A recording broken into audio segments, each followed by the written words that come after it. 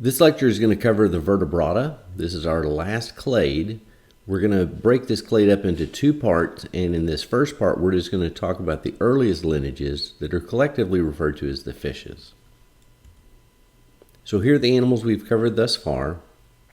We've already covered two lineages in the chordata, and now we're going to cover the vertebrata. There are a number of synapomorphies for this group: vertebral column, a cranium, a tripartite brain, neural crest cells, ectodermal placodes, multiple chambered heart, paired kidneys, and an adaptive immune system. So let's go through each of these in turn. The hallmark of being a vertebrate is an endoskeleton of either cartilage or bone that surrounds a central vertebral column, and the vertebral column is made up of individual bones called vertebra. This provides protection to the dorsal nerve cord and also serves as an attachment point for muscles. The anterior end of the vertebral column sits a cranium or skull, and this provides and protects a much larger, more complex brain. There are two developmental structures associated with being a vertebrate that are unique. Neural crest cells are cells that develop initially associated with the dorsal nerve cord but migrate to different body parts to regulate development. They're key in the development of skeletal features, muscular pigmentation, and nervous system structures, and have been key to the evolution of some key hallmarks of vertebrates, including the vertebrate jaw. Ectodermal placodes are also nervous material. They're concentrated in regions of the cranium, and they're made up of ectoderm. They develop into paired sensory structures of the head, but also endocrine cells of the pituitary gland. All vertebrates also have a multiple chambered heart. The complexity of the heart is going to vary among lineages. They have paired kidneys for either dealing with changing salinities in a marine and freshwater environment, or dealing with a limited amount of water associated with terrestrial living. And they have an adaptive immune system, which means the immune system learns threats from previous pathogenic attacks. There are two main vertebrate subclades: the agnatha, which A, remember, means don't have it, to whatever comes next. Natha refers to jaws, so these are the jawless fishes. Includes the hagfish and the lampreys. The gnathostomata, gnatho means jaw, stomata means mouth, so these are the jawed mouth or the jawed vertebrates.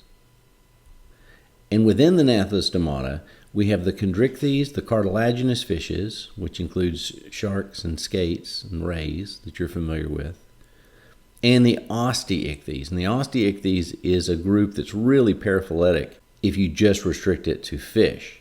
Technically, the osteichthyes includes the remaining fishes, the actinopterygii, the rayfin fishes, and these are most of the fishes that you know. And it also refers to the sarcopterygii, which are the lobefin fishes, but they also include the tetrapods, so the terrestrial vertebrates that you're familiar with. So the osteichthyes has traditionally been referred to as the bony fish, but it's a paraphyletic group unless you also talk about it containing the tetrapods. They're triploblastic bilaterally symmetrical eucoelomates, and we're going to see that they have a much greater morphological complexity than the previous chordates that we've seen, and this is linked to their active predatory lifestyle early in their evolution and the evolution in subsequent lineages that are not predaceous, but they have to co-evolve ways of dealing with potentially being eaten by predators themselves. So there's a co-evolution or arms race between predator and prey in developing sensory and locomotory capabilities to survive. So where did the raw materials for the evolution of this complexity come from? It turns out there were 2 rounds of whole genome duplication early in vertebrates. This means that the entire amount of DNA doubled not once, but twice. And the ancestors were diploid, meaning they had 2 copies of each gene anyway. So this means that there was an 8-time increase in the amount of genetic material. So what are the consequences of this? Well, having more DNA, more copies of genes, allows for greater mutational tolerance, meaning if you get a mutation in one gene that was supposed to serve one function and it no longer works, that's okay because you have backup copies that it can still perform this original function. Well, what about those mutations that do occur in some of those genes? Well, some of those, a lot of them are going to turn out to not be functional. But some of them could give you improved function or new functionality for traits. So it may broaden the ecological tolerances of species, it may give them new traits to play with, or just increase morphological complexity in general. Unfortunately, this increase in genetic material also has led to an increased likelihood of cancer and other genetic-based illnesses that have been linked to this ancient duplication event. So there's two sides of this coin. One additional whole genome duplication event occurred in the ancestor of the ray finfishes, and it's not surprising that this is the group that has been the most successful of all of the vertebrates. If we look at the structures in these organisms specifically, the epithelium, the agnathans have naked skin, they don't have scales, and this is likely the ancestral condition in vertebrates. Most jawed fish lineages have dermal scales, so the dermal origin of the scales extends the scales through the epidermis. The chondrichthyans have these tough, tooth-shaped placoid scales, shown here on the bottom left. Ray finfishes have a much more diverse type of scales. Some of them lack scales completely, but when they do have scales, the earlier lineages tend to have what are called ganoid scales, these tough, kind of diamond-shaped scales shown here in the middle left. These are seen in lineages and species such as gars and sturgeons. But most of the ray finfishes have cycloid or ctenoid scales shown here on the right, and these are more flexible. When we look at the lobe finfishes, they have these thick, bony dermal plates that produce what are called cosmoid scales, as shown here. This provides them basically armor. Ray finfishes are often really brightly colored, and the production of the pigments is more complex in how it occurs than any other vertebrate group. So what are some of the mechanisms that give them this bright coloration? Well, first, they have an incredibly diverse array of pigmented cells. They can alterate the types of pigments and the pigment density in special cells called chromatophores. So the chromatophores can contain different pigments. That's one of the things that will cause different coloration. But the intensity of that color and the specific color that is shown is controlled by the cells by manipulating the density of the pigment in those individual cells. Another type of cell is called an iridophore, and iridophores contain reflective crystals that can emphasize the pigments that are in the cell or give the fish a very shiny silver coloration. A synapomorphy for the vertebrata are cartilage and bone. So these are both skeletal structures that are unique to vertebrates. Cartilage is the plesiomorphic or basal older material.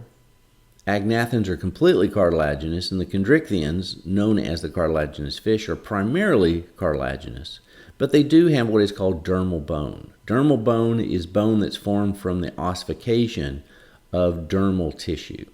So, for example, shark teeth, their scales, the placoid scales themselves, and fin spines, the support structures within the fins, are made of dermal bone.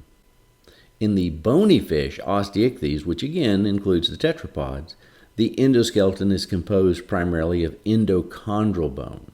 So endochondral bone is different because it's derived from ossification of cartilage itself and not dermal tissue.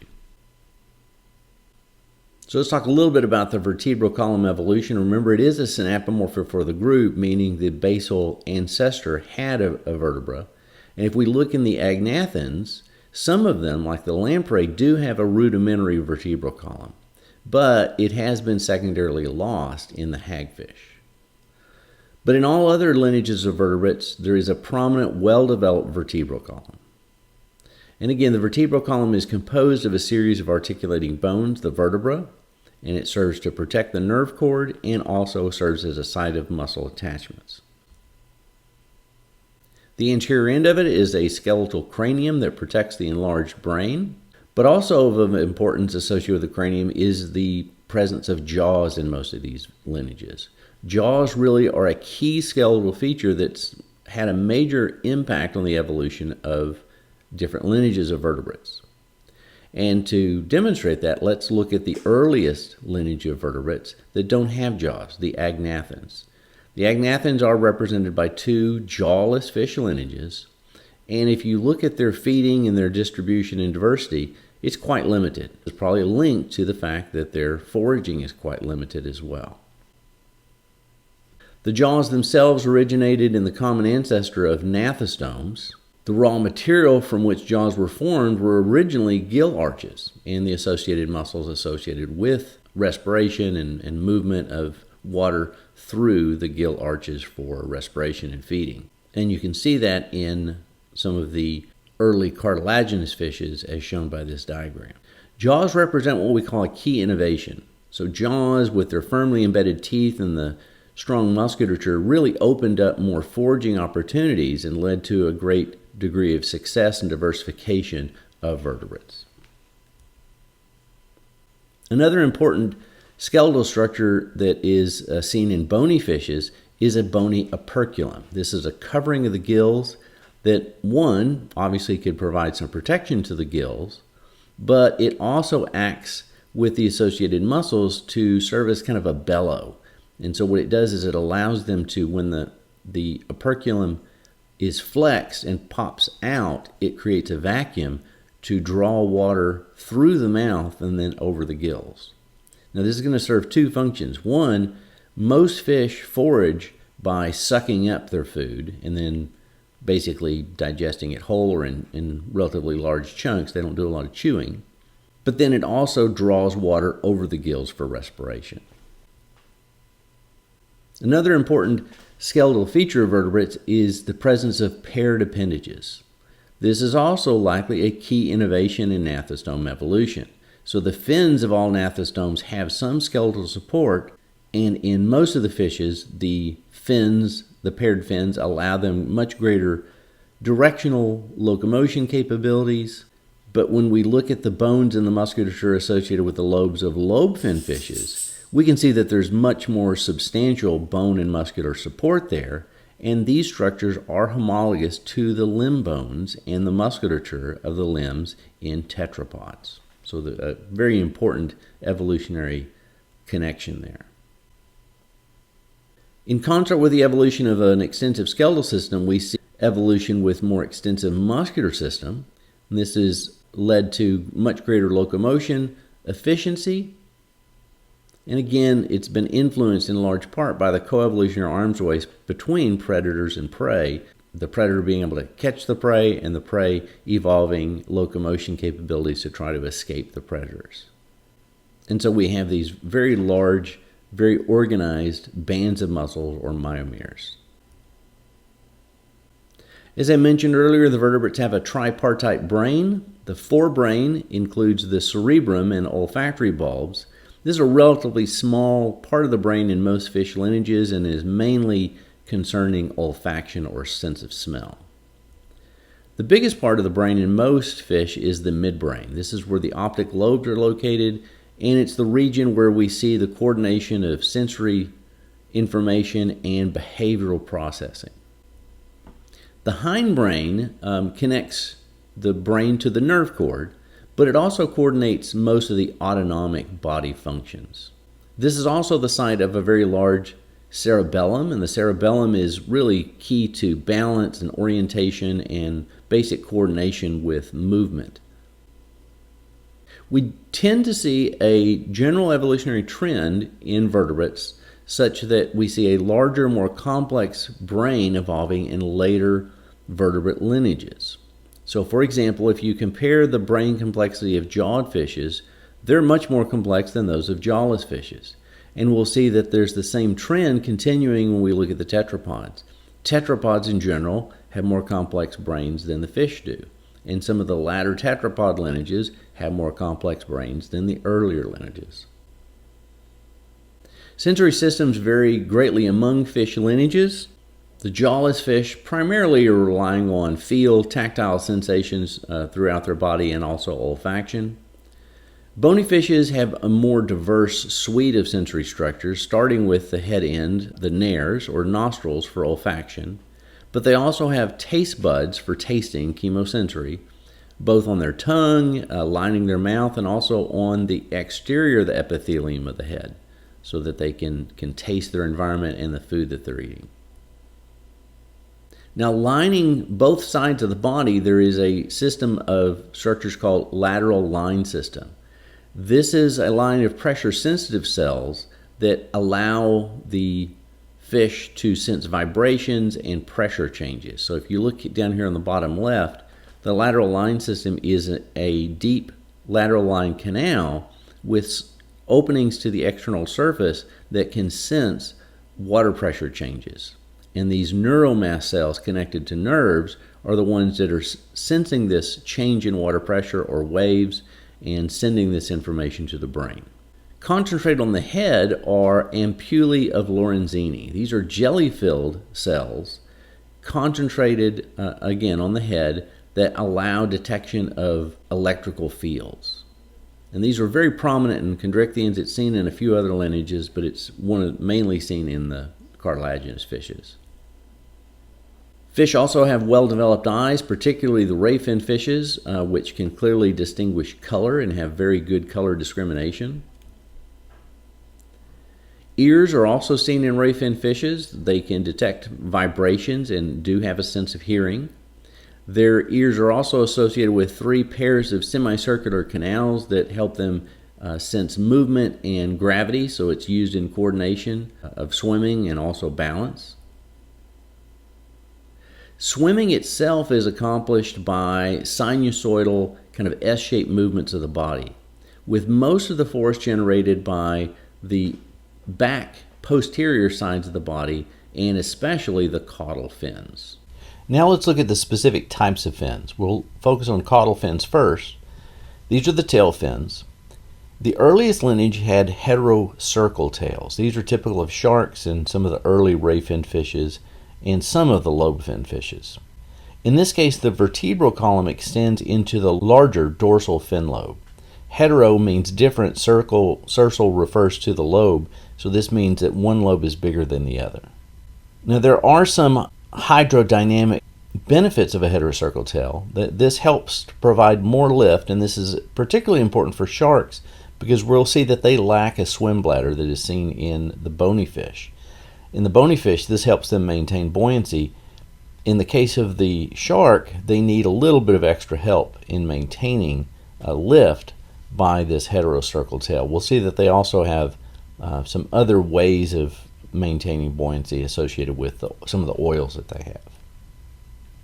Most of the living lobe-fin fishes have what is called a diffocercal tail. So the tail, the bony part of the tail and the fleshy part of the tail extends into the fin, and the fin wraps around this nubby extension.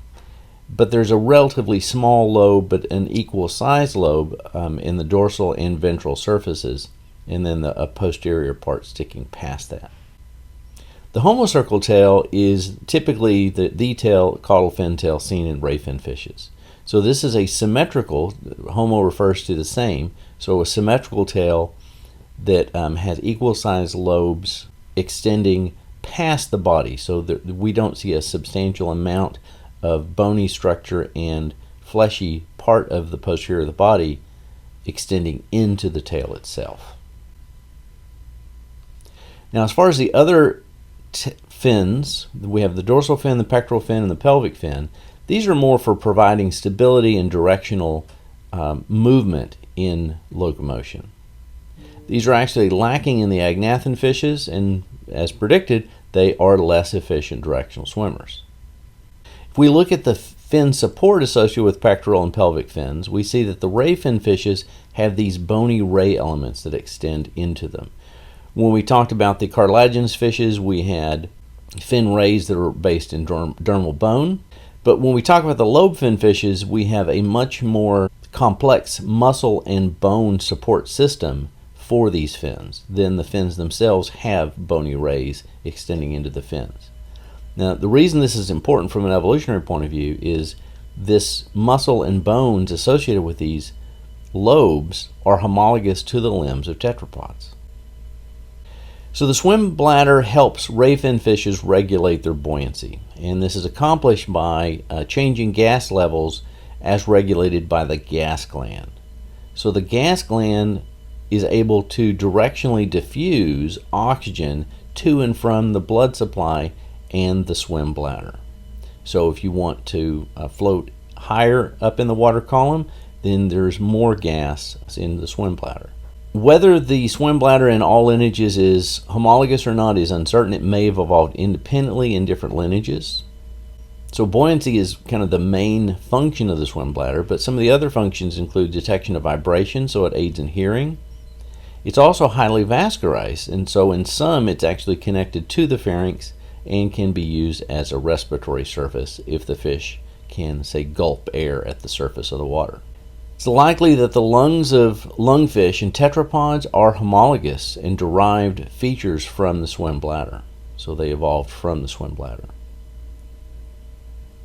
As I mentioned, the cartilaginous fish lack swim bladders, but instead they have a large liver that contains a very low density oil called squalene, and this may provide some buoyancy for them. And also we talked about the function of the heterocercal tail in this regard. We've already talked about urochordates and cephalochordates as being filter feeders, and that's likely the ancestral state for chordates. But what we see in vertebrates is a transition to a very active predation lifestyle, and that was a major force in the evolution of their morphological changes. Let's first talk about the jawless fish foraging. These are predators of invertebrates. They're scavengers and sometimes parasites of fish. And so it's relatively limited because they, again, are jawless. They do have tooth structures, however, so if you look here at this lamprey, you can see that its mouth is lined by these teeth-like structures, and then it has a tongue with rasping structure associated with that, and so they can attach to a host, and then they use their tongue to rasp a hole and then feed on the host tissue. On the right here we have a hagfish, and it also has teeth embedded in a tongue-like structure so that it can attach to a host, or to a prey in this case. And what it does is it ties its body into knots so that it can then move that knot forward and use that to press off, and that causes a bite, and it allows them to rip a piece of the flesh off of their prey. But when we get into the gnathostomes, we see that the strong jaws and teeth allow them a lot more foraging opportunities. If you look at the teeth of something like a shark, they have these rows of teeth, these sharp triangular shaped teeth, and the teeth develop in these rows and they move outward as they mature, and they develop into functional teeth. And worn teeth end up falling off, and that's why you can find lots of fossilized teeth. The skates and rays are also cartilaginous fishes, but they have a ventrally located mouth, and instead of the sharp triangular teeth, they have these flat teeth, more like molars. And this allows them, as bottom foragers, to find hard-shelled mollusks and arthropods and crunch them up. So they have a little bit more bite force and crunching ability. When we move into the bony fish, the osteichthyes, particularly the ray fin fish, we have a lot more foraging modes and variable diets. Most are carnivorous, however, and they typically swallow their prey whole. Now, how they do this is they use their operculum, again, to suck in the prey. They also, associated with their gills, have these structures called gill rakers, and this allows them to capture small food items in certain cases.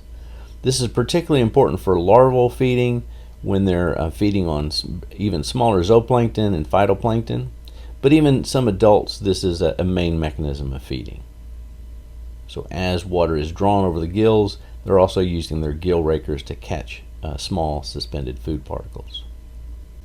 So excluding some of the skates and rays, the jaws in general provide relatively weak bite forces in most fish, so they're not going to chew their food. They may take bites, they swallow things whole, or may take chunks of flesh. But then chemical digestion is going to be really important from then on out. So sharks have a large liver and pancreas that produce digestive enzymes that increase the breakdown and absorption of nutrients. They also, in their intestines, have a structure called the spiral valve, and this basically increases the surface area for greater efficiency of absorption, but it also slows down the digestive process and gives the intestines more time to absorb material. In bony fish, the length of the intestine varies in large part based on diet, and this is also seen in a lot of tetrapods. Herbivorous species have longer intestines and carnivorous species shorter. This is because plant material takes a long time to break down and it takes longer to absorb that material, and so you need a longer intestinal tract. Most bony fishes don't have a spiral valve. It is retained in some of the ancestral fish, but it is lost in most bony fish. But ray fin fish do have these finger-like projections into the intestines that secrete digestive enzymes and are important for storage of lipids and also provide greater surface area for absorption. All vertebrates have a closed circulatory system. Most have what is called a single circulatory system, meaning there's an inline heart and blood makes one pass through the heart per cycle of blood. So let's talk about how that works. So if we look at this figure here, this large blue structure is the heart, and it receives blood in a sinus venosus from the body's venous system. So the blood from the entire body empties into the sinus venosus, and at this point it has very little oxygen and lots of CO2. It then goes into the atrium, which is a thin-walled chamber, and this then pumps the blood into the ventricle. The ventricle is a much thicker walled chamber because this is where it's going to have to pump with higher pressure. This blood then leaves the ventricle and goes to the gills. Once it goes through the gills, it exchanges its CO2 to get rid of the CO2, and also it picks up oxygen and then delivers this oxygen to the rest of the body. Now there's a problem with the single circulatory system. The blood pressure has to be a compromise between two needs. First, it can't be too high. It has to be low enough so it won't damage the capillaries of the gills right next to the heart. But then once it makes it through this capillary bed, it has to maintain enough blood pressure to pump blood to the rest of the body. So this is a problem associated with the single circulatory system, those different pressure needs.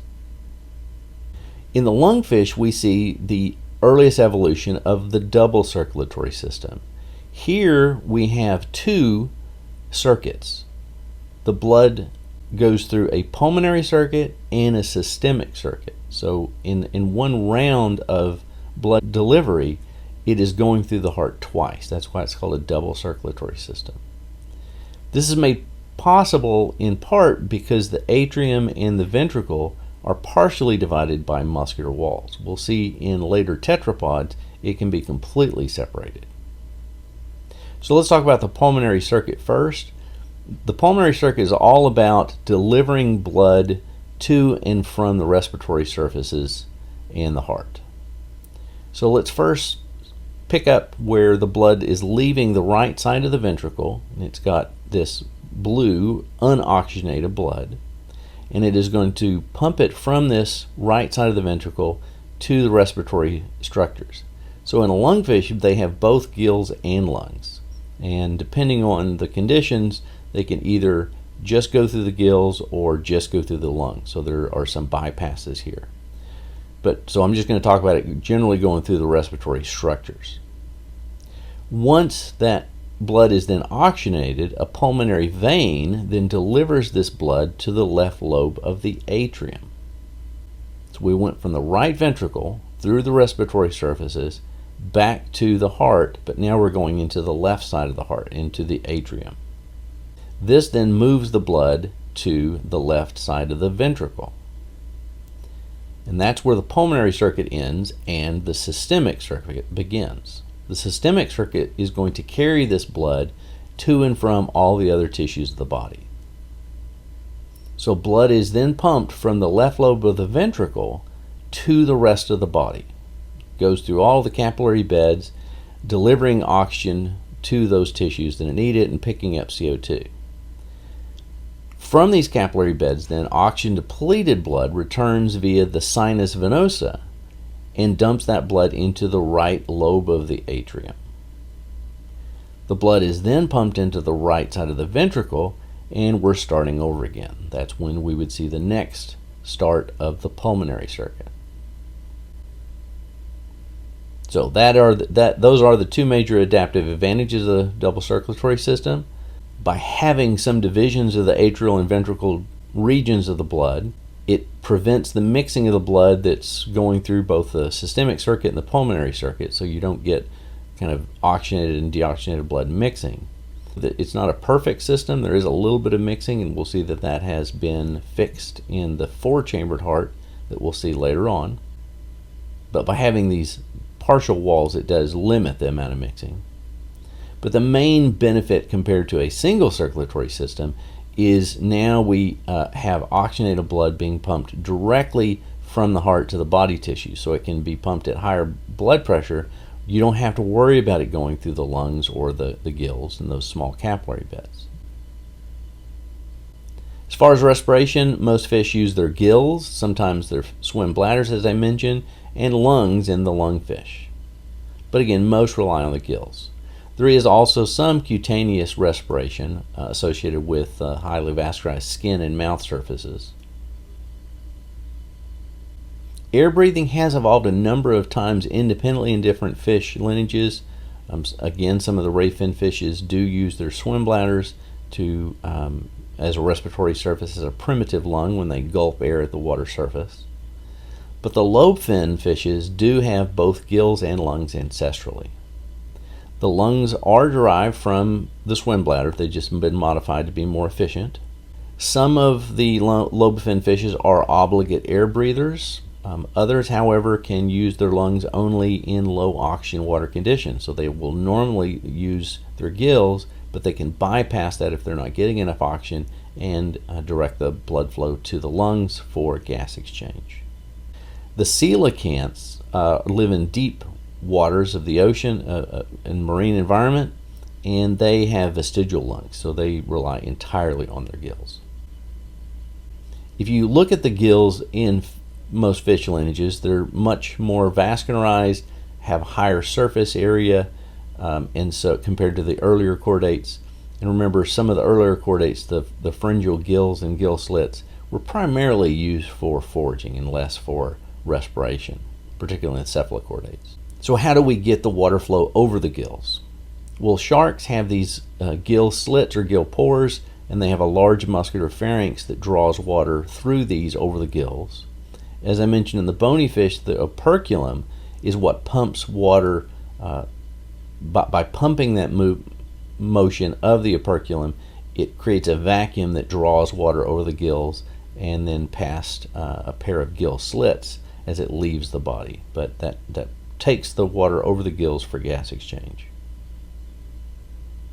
As far as excretion goes, vertebrates have efficient paired kidneys, and the reason they needed more efficient kidneys is for a couple of reasons in the fishes. Remember, we're talking about animals that have increased metabolic rates, and with additional metabolic rates, you're going to produce additional metabolic waste. So you have to have more efficient kidneys for getting rid of nitrogenous waste. Most fish create their nitrogenous waste in the form of ammonia because they have plenty of water that they can wash that out. Lobe-fin fishes, however, have to convert their ammonia to urea because urea is less toxic because they have to concentrate it more, keep it in the body, because in many cases they have access to less water and they don't want to waste that water to get rid of their nitrogenous waste. Another reason why you have to have a really big kidney is if you're living in freshwater and estuary environments where the balance is changing, osmotic pressures are changing, you have to have a good structure for osmoregulation. Maintaining that water balance can be difficult. But how they do it in freshwater versus marine environments, they're using some of the same mechanisms, but just doing things in opposite ways. So we covered this earlier in this semester, so I'm not going to talk about it too much. But remember, they have scales and mucus that prevent water from either entering or leaving the body. If you're a freshwater fish, you have to worry about too much water invading your body. If you're a saltwater fish, you're trying not to dry out. And so the kidneys are also important in this selective resorption. In the case of freshwater fish, you're producing lots of dilute urine. In the case of a saltwater fish, you're producing urine, but it's going to be much more concentrated nitrogenous waste because you're trying not to use too much water. Most of these are ectothermic, as we've talked about with all the previous organisms, but here we do see some limited endothermic capabilities and some partial homeothermy because of their higher metabolic rates. So this is seen in some of the larger sharks and ray fin fishes like tuna. They can generate heat from their higher metabolic rates and also just really intense muscular contractions during intense swimming motions. Like tuna are incredibly fast swimmers. And they also have countercurrent blood flow systems that help them to retain some of this heat. And so some of the veins run in opposite direction of arteries, such that an artery, instead of losing heat at the surface, it lies next to a vein so that it transfers that heat from the artery to the vein to recoup that, because remember, the vein is going to be going to the heart. It's going to be delivering that heat back into the body instead of all of the heat being lost to the outside environment. Most fish reproduce sexually, however, some are capable of parthenogenesis. Most are also dioecious, showing both males and females, but some do show what's called sequential hermaphroditism. So they show either protogeny or protandry. Protogeny is when you start life as female. This would be adaptive when male mating success is based on dominance, and you're only dominant if you're really big. So early in life, you're not going to be very successful as a male, so you start off as female, and then as you get big and greater potential for dominance, you turn male. Protandry is the opposite. You start off life as a male. This will be adaptive when it's more important to be large when you're female because you can produce more eggs. If male mating success in this situation isn't made based on dominance, you may be able to mate successfully as a male when you're small, but if you mated as a female when you're small, you wouldn't be able to produce enough eggs, or not big enough eggs to be successful. So you wait to become female when you're large. Fertilization is a mix of both internal and external across these lineages, except in sharks they do show internal fertilization and copulation. And males have these intromittent organs or penis-like structures called claspers, as shown here. Oviparity is the most common pattern, but ovoviviparity and viviparity are not uncommon. Many of them are just broadcast spawners and producing lots of small eggs, but some do lay a relatively small number of much larger eggs, where they need to make sure that each of those eggs has a relatively high chance of success. And so sometimes they will lay them in nests, and they will guard them in these nests. As you can see here in this pond, all of those individual little spots are nests. Individuals will take care of this nest by guarding it against predators, but they'll also fan the nest to increase oxygen delivery rate, because if these are large eggs, the surface to volume ratio could cause some problems, and especially if the water's warm. And so by fanning them, it increases the oxygen delivery to these large eggs. In these situations, males tend to do much of the care. It's more common than female care. In some cases, though, there is biparental care. One modification of this basic parental care is seen in some of the fish which are called mouth brooders. In this case, they stop eating, and instead of building a nest, they basically put their eggs in their mouth so that they can protect them. And by opening their operculum, they can create water flow through the mass of eggs before it gets to their lungs, so it's highly oxygenating their eggs in that situation. And clearly they're able to protect them in this way too. Most fish don't form pair bonds, so they breed promiscuously. Many do, in that case, are showing just the broadcast spawning, so there's not really mate choice. However, pair bonds during the reproductive season is seen in many lineages, and this can be represented by polygynous, polyandrous, and monogamous mating situations. So in monogamy, it's one male, one female. Polygyny, it's one male with many females. And polyandry, it's one female with many males. In these situations, it's usually the females, but sometimes the males, depending on the mating system. They're highly selective in choosing their mates. They want to make sure that they're mating with the highest quality male possible. And so the opposite sex, usually male, is trying to convince their potential mates that they have the highest quality genes and are the highest quality individuals. And so they show elaborate courtship displays involving sometimes scents for olfaction judging. Also, color is important, and active swimming displays is one way that you might be able to convince someone to mate with you. There are deuterostomes, so they show radial holoblastic cleavage ancestrally, but there's been quite a bit of modifications in some lineages that have the large yolky eggs, so the more meriblastic cleavage in those. I've already mentioned briefly the neural crest cells that migrate to various body parts and help to control the development of skeletal, pigment, and nervous system structures, and the ectodermal placodes, which are concentrated regions of ectoderm that are responsible for the development of some of the paired sensory structures of the head, and also control the development of the thyroid gland. Fish show indeterminate growth, so that means that they grow throughout their life. This growth tends to be faster in warmer waters, which we'll see could be an impact of climate change. And in species that live in temperate waters, where the water temperature changes, they show seasonal patterns of growth. So less growth in the winter, more growth in the spring and summer. There's a diversity of dispersal patterns and timing of development. In agnathans, hagfish have a relatively long period of development. They produce very large eggs that it takes a long time before they hatch and emerge. But once they do, they're pretty much just fully developed smaller versions of the adult form. Lamprey, however, produce what are called ammocoete larvae that develop pretty quickly and hatch from their eggs. The ammocoete larvae are filter feeders, and so they disperse into sandy burrowing habitat where they stick with their heads above the surface, a lot like the cephalochordates, and in fact they look very much like cephalochordates. In these burrows they develop for years before they eventually mature into adults. Within the gnathostomes there's a variety of developmental patterns. So sharks develop from eggs that may take 1/2 year to up to 2 years to develop into fully developed juveniles. Some of these show extreme delay of maturation and may take a decade to reach sexual maturity.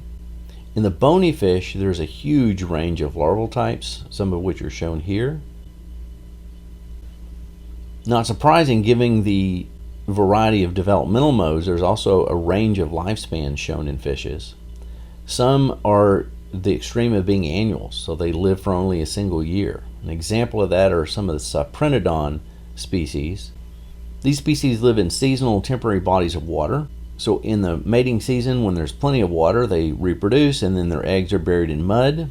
The embryos that are developing in this situation will stay in a dormant stage as the water dries up, and they wait for rain to come back the following rainy season, which they rapidly develop into mature individuals that then reproduce and start the cycle again. On the opposite extreme are some species that can live for extremely long periods of time. Some dogfish sharks can live for over 100 years. Some rockfish can live for over 200 years. But right now, the kind of winner in this situation is the Greenland shark, which can live up to 400 years, we estimate. This is a species that grows incredibly slowly, and there's some indication that they may not even attain sexual maturity until they're 150 years old. A general pattern seen in fish lineages is that species showing longer lifespans are those seen in increasingly northern or southern latitudes.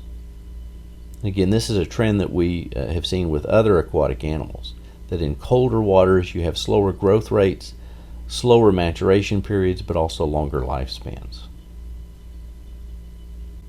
There are some fish that are simiparous, so the lamprey and salmon are examples of this. They may live for a number of years as immatures, growing, but then once they become mature, they only have one reproductive season, and then once they mate, they then die. As far as defenses, a lot of gnathostome fishes are top predators. So think about sharks and swordfish. They don't really need any defenses. There's not much that can eat them or go after them. In other species, there's an array of defenses, and it's very common to see what we've seen in past lineages. So camouflage is the primary defense mechanism in many.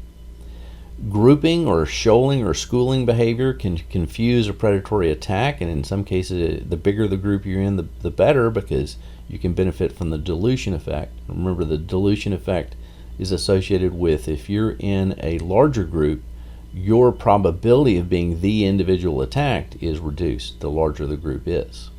Other defenses include chemical defenses, like the hagfish just producing copious amounts of slime. Electric rays can generate these low voltage but really high amp shocks, which are dual purpose. It allows them to stun their prey, but it also can be used to deter predators. Some fish can puff themselves up with water, and this limits the chance that something will be able to swallow them.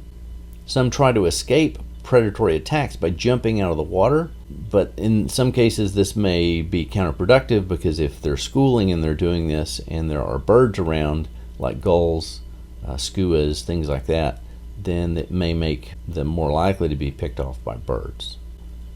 Some fish live in association with protective species, so we've talked about some of the symbiotic relationships, like example clownfish living in the protective tentacles of sea anemones.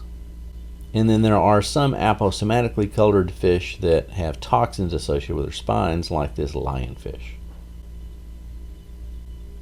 I mentioned shoaling as a defense mechanism, and shoaling is very common in fish, but some fish are simply represented by extended family units, and in these situations sometimes they show what's called cooperative breeding, where there's extended parental care across multiple generations, where older siblings take care of their younger siblings.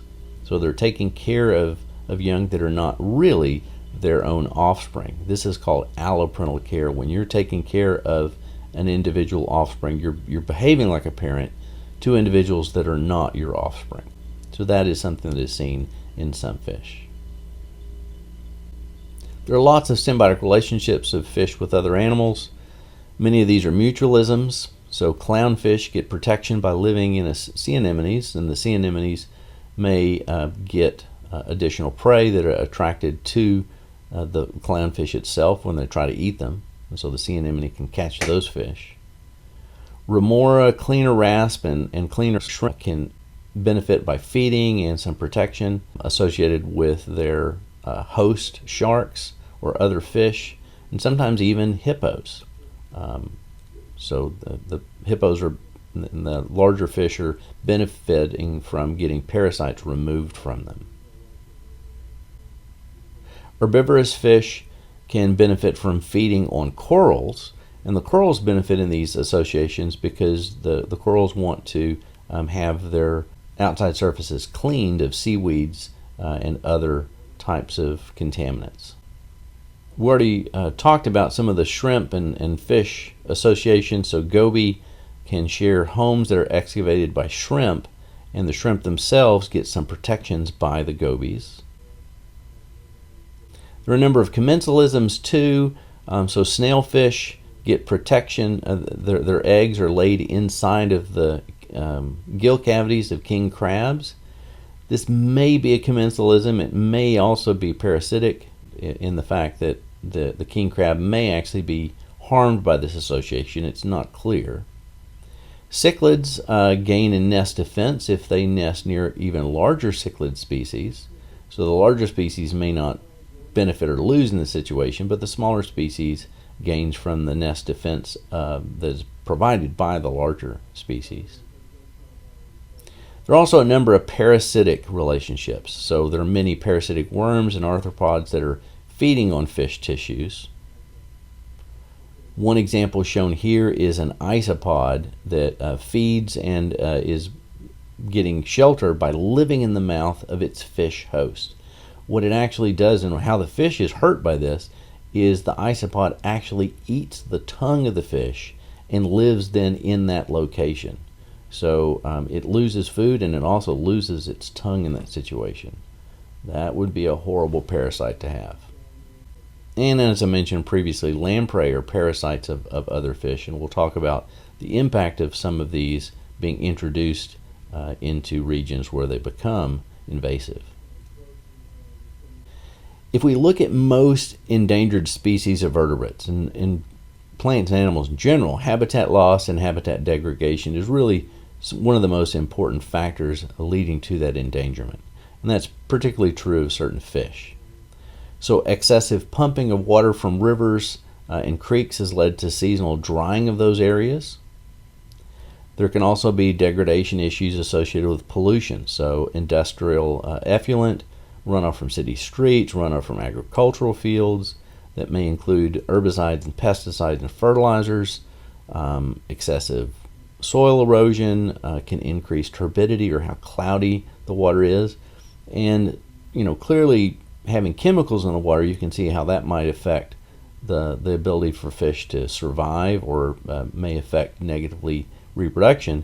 But even things like turbidity, how cloudy the water is. Remember, a lot of these fish rely on visual signals for courtship, and it's been shown that turbidity may not allow them to breed successfully. Dam construction can also be a problem for fish. It basically just changes the habitats completely. It can convert shallow riffle habitats into deep water habitats that are no longer appropriate for the original fish residence. But it can also prevent migration patterns. So think about salmon, for example, that spend much of their life in marine environments and then have to migrate up into creeks and rivers to reproduce. If they hit a dam, then that would stop their life cycle. And so in dams in many regions, you have to build what are called fish ladders, like shown here, which is a bypass mechanism for these fish during their migration. Introduction of novel diseases and competition from introduced invasive species is also a problem for many fish. So for example, here we can see the invasive sea lamprey is now a big problem in the Great Lakes. It's actually devastated their lake trout fishing industry. Here you can see a trout with lamprey feeding on it. It's led to extensive and very expensive control mechanisms, and they have to try to control the lamprey population, and they're having to constantly restock a lake trout. It shouldn't be any surprise that fish are economically important and socially important as a food source. But overfishing has been a problem for many species, including over 50 species that have become extinct in the 20th century in large part because of overfishing.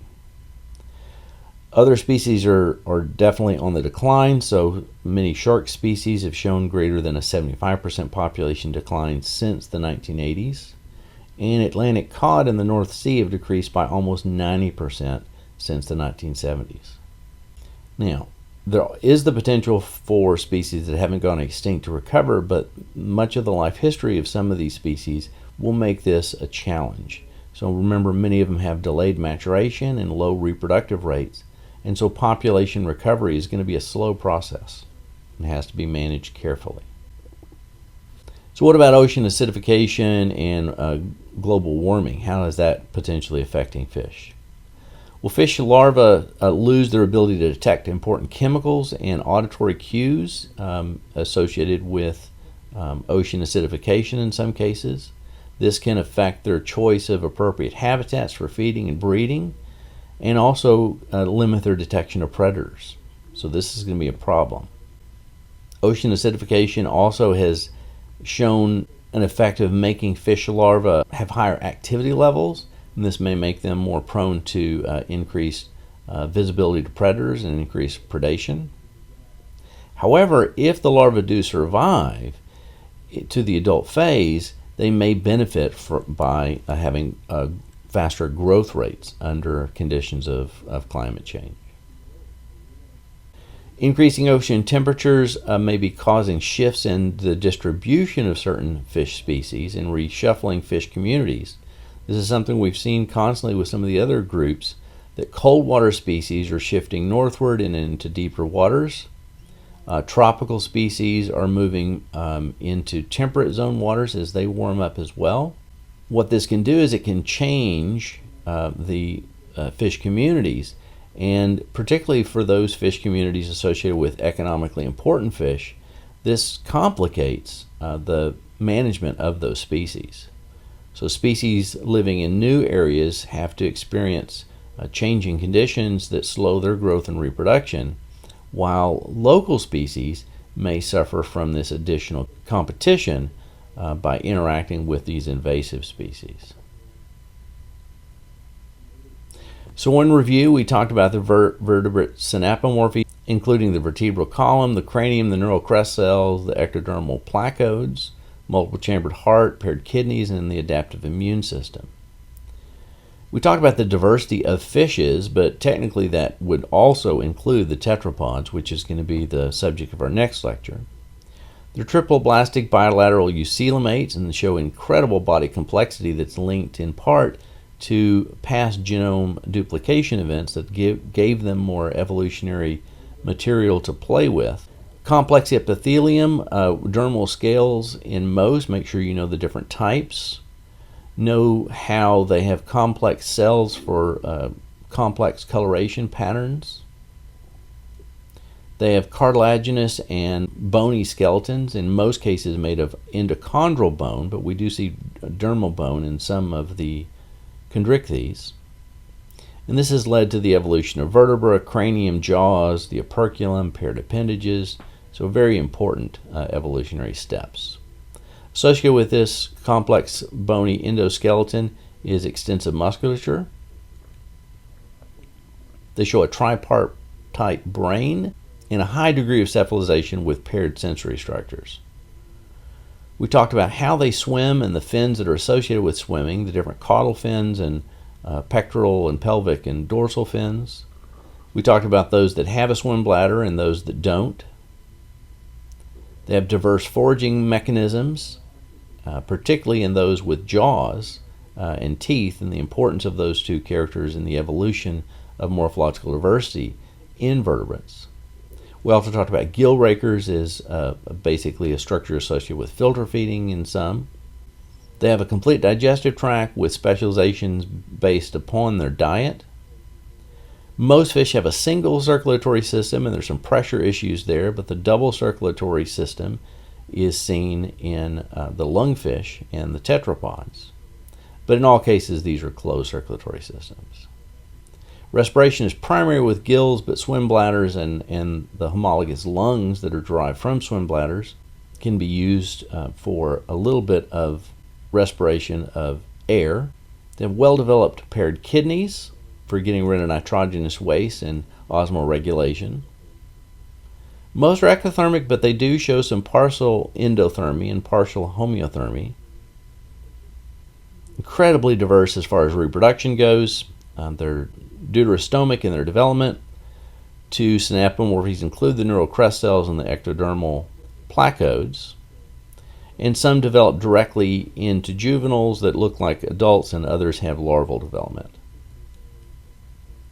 Incredibly varied lifespans and defenses. Some pretty interesting social behaviors, including schooling or shoaling, and some are highly social in multi-generational families.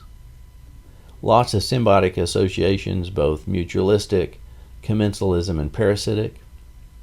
Then we talked about some of the issues associated with habitat loss and degradation, the problems with invasive species, and overfishing.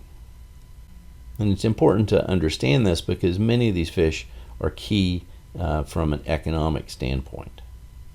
And then finally, we talked about some of the issues of climate change, both acidification and warming waters, to larval survival and also species distributions.